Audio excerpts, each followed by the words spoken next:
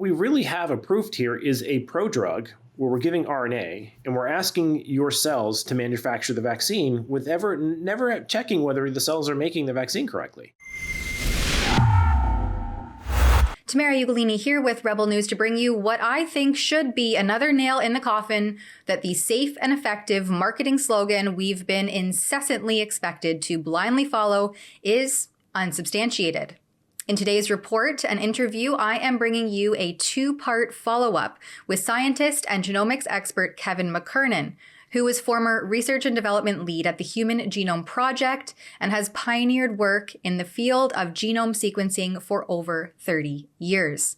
In the first part of this interview, we're going to dig into a recent Nature journal publication that shows a certain modified RNA peptide called an N1-methylpseudouridine is responsible for some risky business. Now, peptides are the building blocks of protein. So what this means in layman's terms is that these pesky little synthetic peptides have been discovered to be responsible for a phenomenon called ribosomal frame shifting, which means that it causes the body to create unintended and abnormal proteins. While the mainstream media in the United Kingdom, like The Telegraph, have downplayed this, what they call glitch, as mostly harmless, I've reached out to Canada's regulatory agency, that's Health Canada, for comment and clarification. McKernan tried to get this information out to the public back in the fall of 2021 in a preprint paper co-authored by cardiologist and internist Dr. Peter McCullough, where he was ultimately unsuccessful after an editor stepped in to suppress the paper because it had received approval from two different reviewers. We interviewed about this topic back in July of 2022, but it's been crickets ever since, until now. McKernan starts by sharing why this modification happened in the first place and what this all means for those who took the novel mRNA injections. Check it out. They didn't want to give people natural mRNA. They had to modify it to have this, this pseudouridine. The long phrase is N1-methylpseudouridine in it. And they did that so it wouldn't break down the cell and it would last a long time and you get a stronger antibody response, in theory.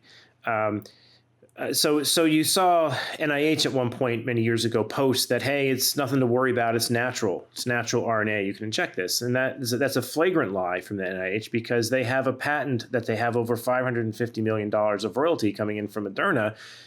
And you can't get a patent on an mRNA unless you man-modify it. And they did man-modify it. This is what the Nobel Prize was just awarded for to Kariko and Weizmann for modifying the RNA.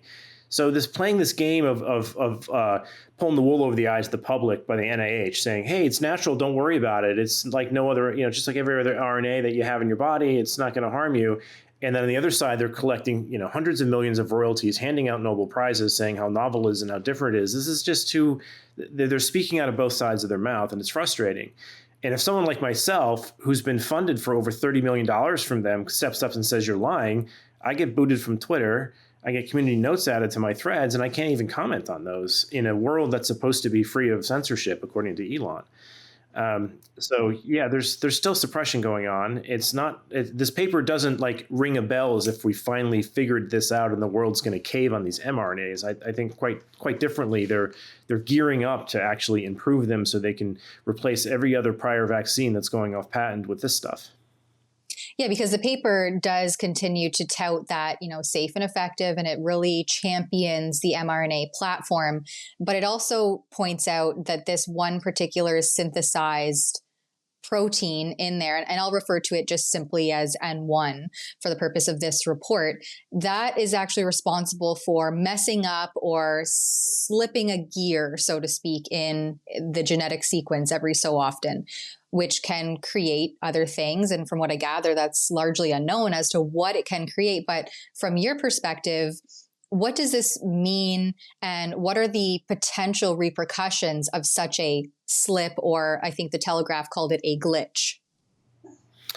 Yeah, so it's I think a good way to describe this is when these ribosomes are reading RNA, they have to know where the start of the sentence is, like a capital letter, and where the end is, where the period is. And if there's spaces between the words, they can read the words. But the moment you start, imagine you delete a couple of the spaces, the meanings change, right? So instead of saying the IRS, you have theirs, which ironically is probably the same thing. But it's you can understand by just removing a space like that, the words completely change in the sentence.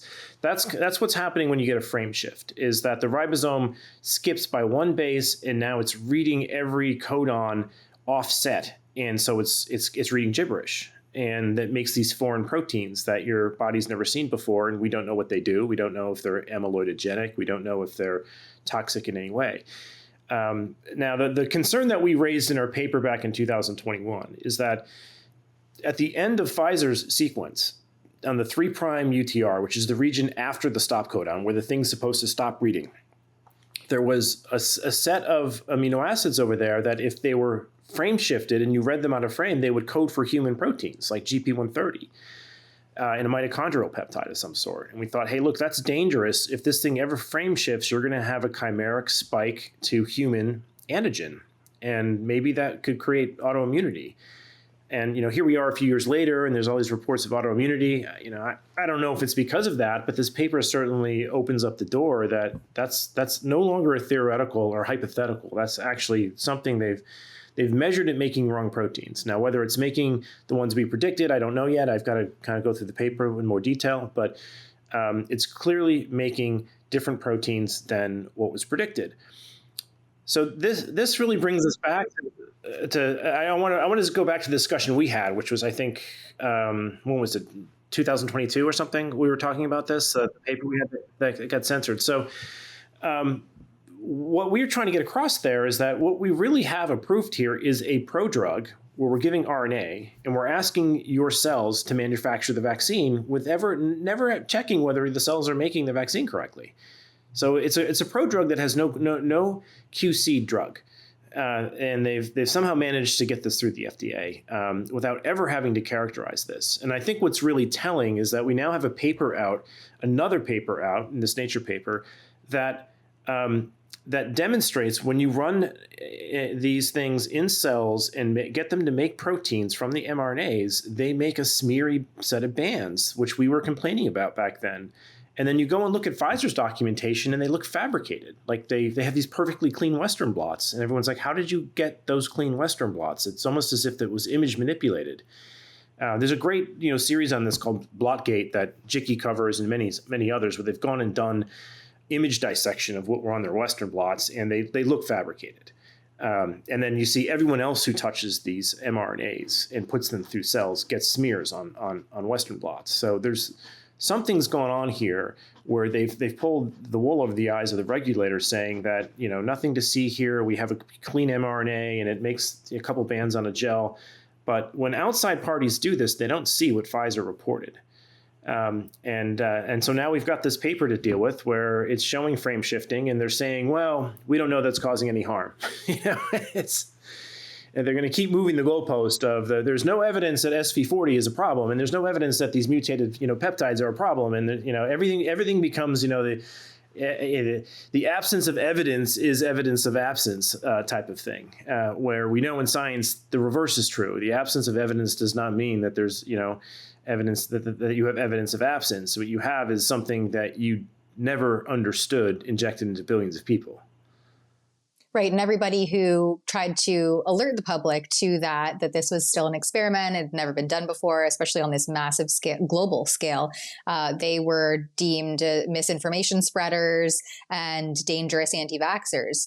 But my next question was going to be, how something like this got past the regulators. And I suppose if the smears or the blots rather were manufactured or made to look to be something that they weren't quite, then that's a reasonable explanation for that. But is there some other, is there something else at play here? How all of this information that continues to come to light on these shots, how these safety signals and other discrepancies got past regulators?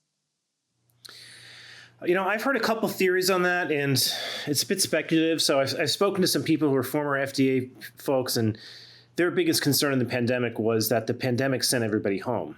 And so many of the regulators had their hands tied.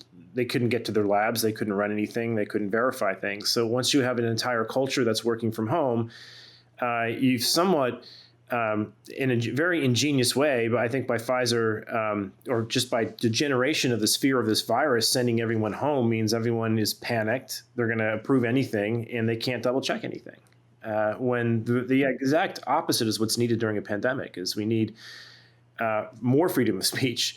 We need more protection of whistleblowers. We need more scrutiny of things that people are trying to hustle through under the guise of fear.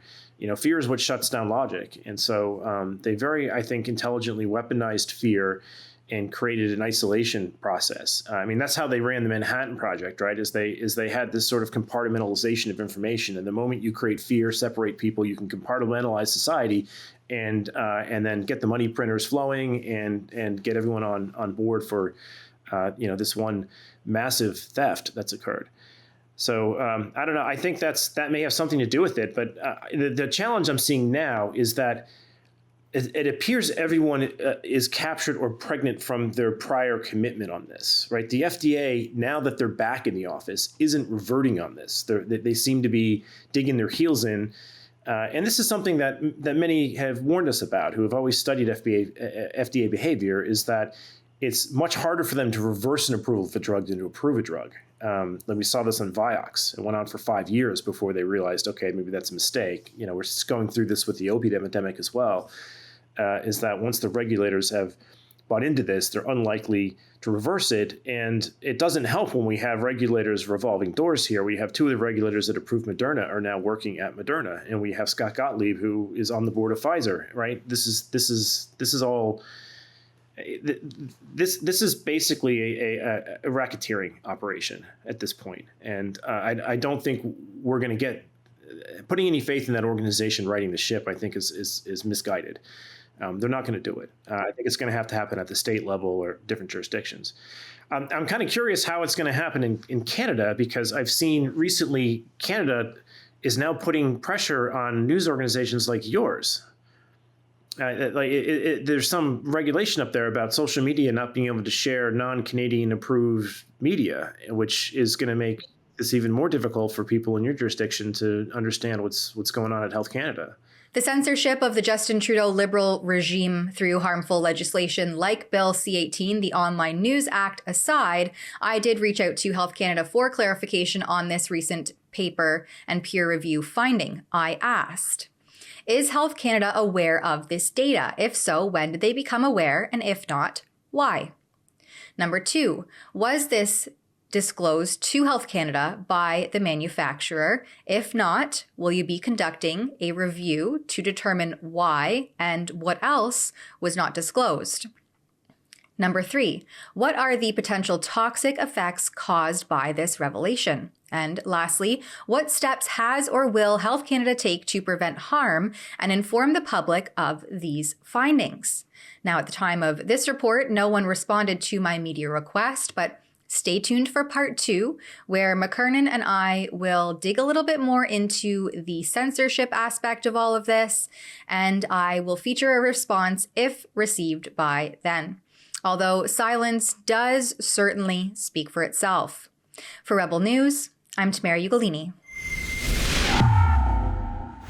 The continual disregard for real-world data as concerns continue to mount around the vast uncertainties associated with this novel pharmaceutical mRNA product is exactly why we launched a campaign at nomoreshots.ca. At that website, you can send an email to Canada's Health Minister Mark Holland demanding he revoke market authorization of these uncertain products, and also watch all of our reports on this subject to learn more. That's nomoreshots.ca.